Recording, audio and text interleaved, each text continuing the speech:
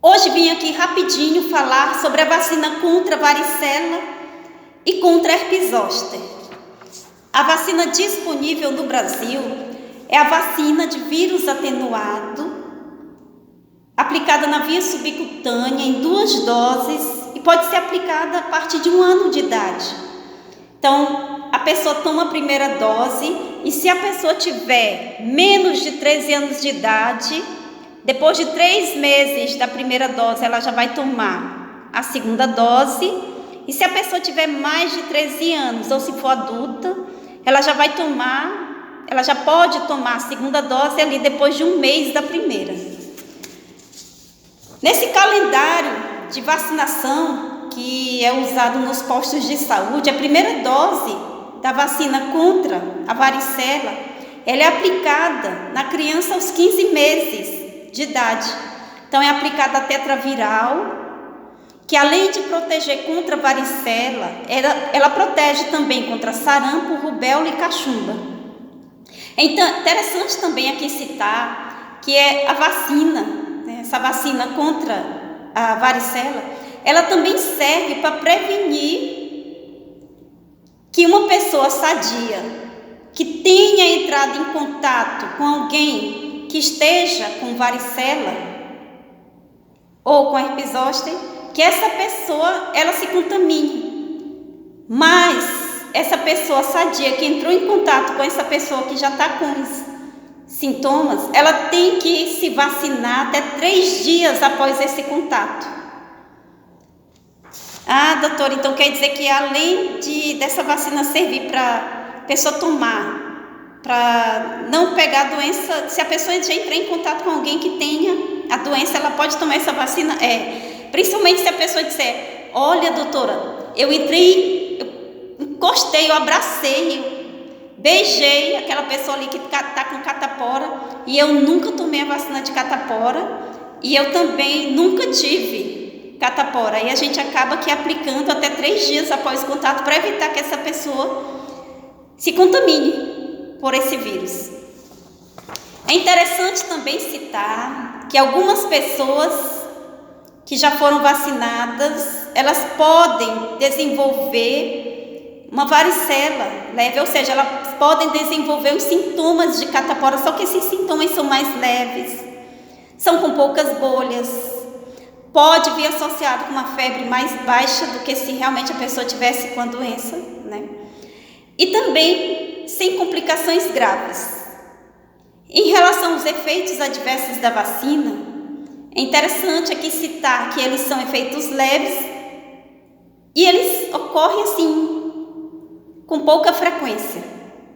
Mas que quando ocorrem, é comum que o paciente possa apresentar uma dor e uma vermelhidão no local que foi aplicada a vacina. De 4 a 10% dos vacinados, eles podem desenvolver algumas lesões pelo corpo. Aproximadamente 5 apresentar algumas lesões, E elas são parecidas mesmo com a da varicela. Essas lesões elas podem ser no local da aplicação da vacina ou pelo tronco. E geralmente elas podem ser acompanhadas de febre baixa. E isso pode ocorrer ali entre 4 a 42 dias após a vacina. Essas lesões, elas podem se manter por 2 a 8 dias, E é interessante também aqui lembrar que a primeira dose dessa vacina tetraviral, que eu falei que protege contra, além da varicela, também protege contra rubéola, contra cachumba, contra sarampo. A primeira dose dessa vacina, que é a tetraviral, que protege contra essas 4 doenças, ela pode dar febre e também um risco de convulsão. E aí vem aquela pergunta: doutora, meu filho tem convulsão toda vez que ele tem um pouquinho de febre, doutora, agora eu estou preocupado se eu dou ou não essa vacina no meu filho, se eu deixo ou não aplicar essa vacina no meu filho, doutora. Aí vem aquela questão: para evitar que a criança tenha febre e convulsão após a vacina, essa vacina tetraviral, No lugar de aplicar tetraviral, nós podemos aplicar a tríplice viral mais a varicela, de formas separadas, mas nós podemos aplicar uma e em seguida aplicar outra.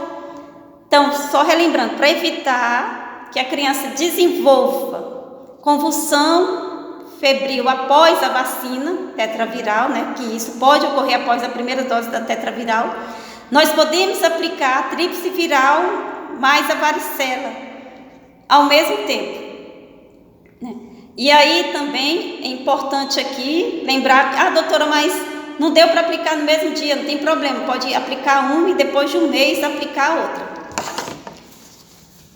Essa vacina contra a varicela e herpes zoster, ela não pode ser aplicada em pessoas que tenham baixa imunidade, como leucemia, linfoma, pessoas que estão fazendo tratamento de câncer, estão fazendo quimioterapia, pessoas que já nasceram com baixa imunidade, nem pessoas com AIDS, nem pessoas que façam uso de AS, e também as grávidas não podem tomar essa vacina contra a varicela e herpes zoster.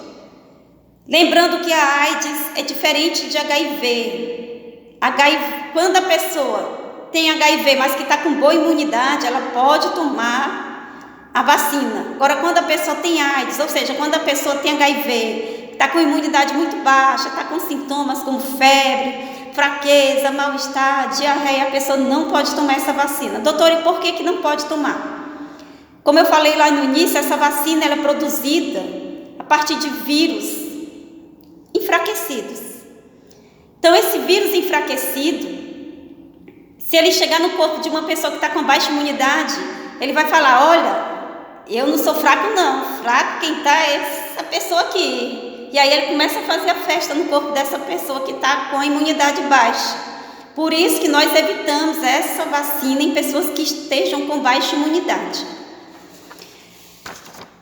Lembrando que uma infecção assintomática, ou seja, a pessoa pode ficar infectada, ou seja, ela pode adquirir esse vírus e não desenvolver sintomas. Isso pode acontecer naquelas crianças que já foram vacinadas. Também pode ocorrer uma varicela modificada, ou seja, a pessoa já se vacinou e ela pode apresentar alguns sinais e sintomas que parecem muito com a catapora. Só lendo aqui, a varicela modificada é a varicela que ocorre na criança vacinada há mais de 42 dias e provocada pelo próprio vírus da varicela zoster. Então aqui, se a criança foi vacinada e depois de 2 semanas após a vacina ela apresentou sinais e sintomas de catapora, e nós vamos dizer: olha, isso aí foi mesmo do próprio vírus da doença, por isso que ela está apresentando esses sinais e sintomas. E se a criança foi vacinada e depois de 2 semanas a 6 semanas que ela começou a apresentar esses sinais e sintomas, aí nós vamos ficar: peraí, isso aí pode ter sido do próprio vírus, mas também pode ter sido da vacina, certo? Doutora, e quais são os sinais e sintomas que uma pessoa com essa varicela modificada, ou seja, a pessoa que vai ter esses sinais e sintomas de catapora depois da vacina, ela pode apresentar?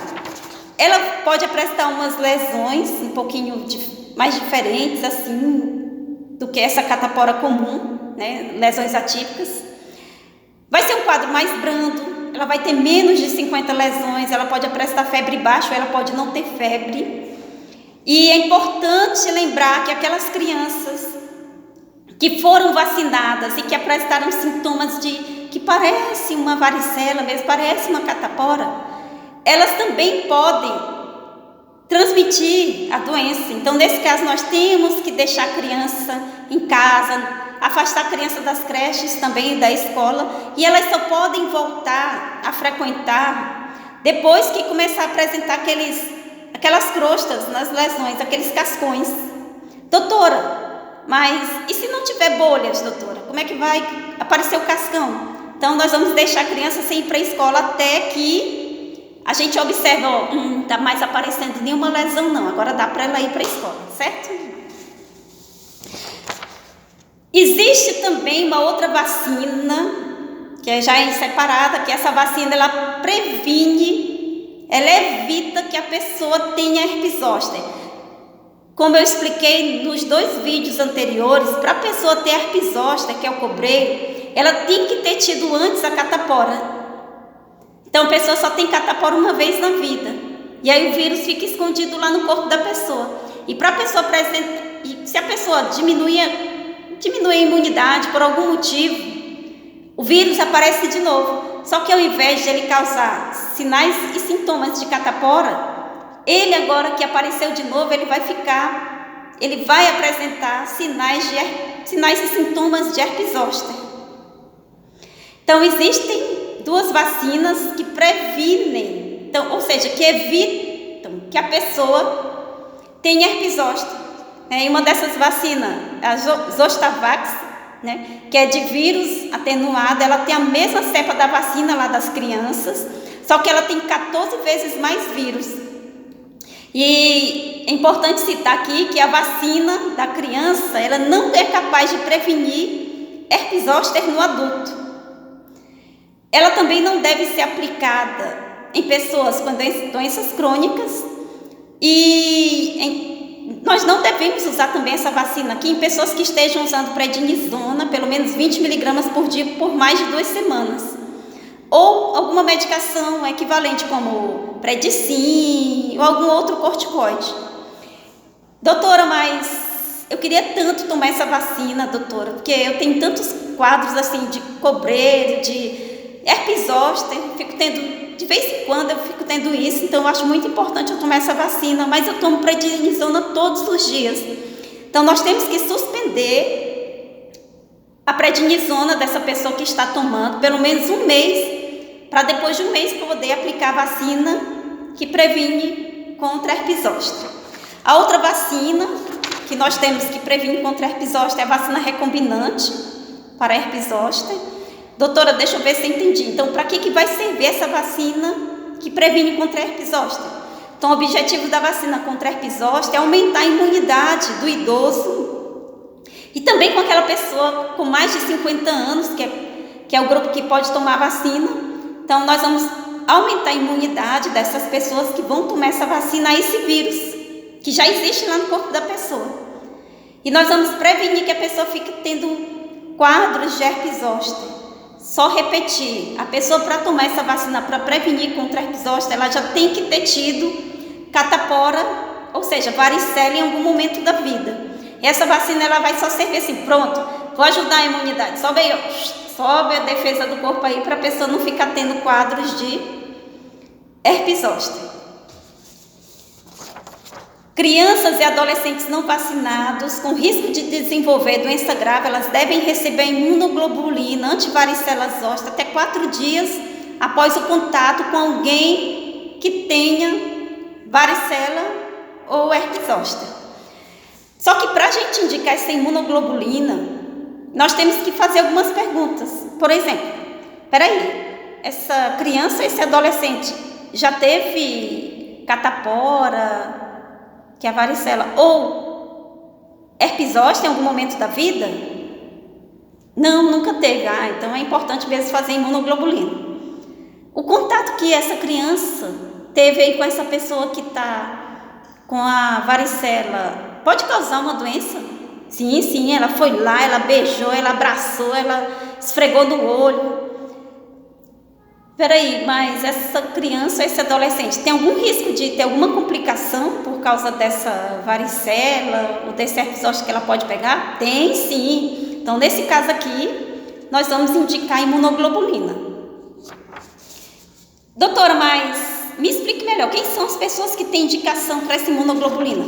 Crianças que nunca tiveram catapora ou que nunca foram vacinadas, as grávidas, recém-nascidos de grávidas que estavam com varicela durante a gravidez ou até 2 dias após o parto, prematuros internados que nasceram com mais de 28 semanas e que as mães nunca tenham tido varicela, também prematuros que nasceram com menos de 28 semanas e com menos de 1 quilo, independente de se a mãe já teve ou não varicela em algum momento da vida. E aí, como eu falei, a imunoglobulina ela pode ser aplicada no músculo, via intramuscular, E aí nós vamos aplicar uma ampolinha, que ela tem 1,25 ml, né? Nós vamos aplicar uma ampola a cada 10 quilos e no máximo 5 ampolas. Ah, doutora, mas essa grávida, ela teve exposição, ela teve contato com essa pessoa que tem varicela, e aí ela tomou imunoglobulina, e hoje, 3 semanas depois, ela teve contato de novo. Então, se uma segunda exposição ocorrer após 3 semanas, nós vamos aplicar imunoglobulina novamente. E adultos com mais de 50 anos e com alto risco de desenvolver herpes zoster, como eu falei, eles devem receber também a vacina específica para a prevenção.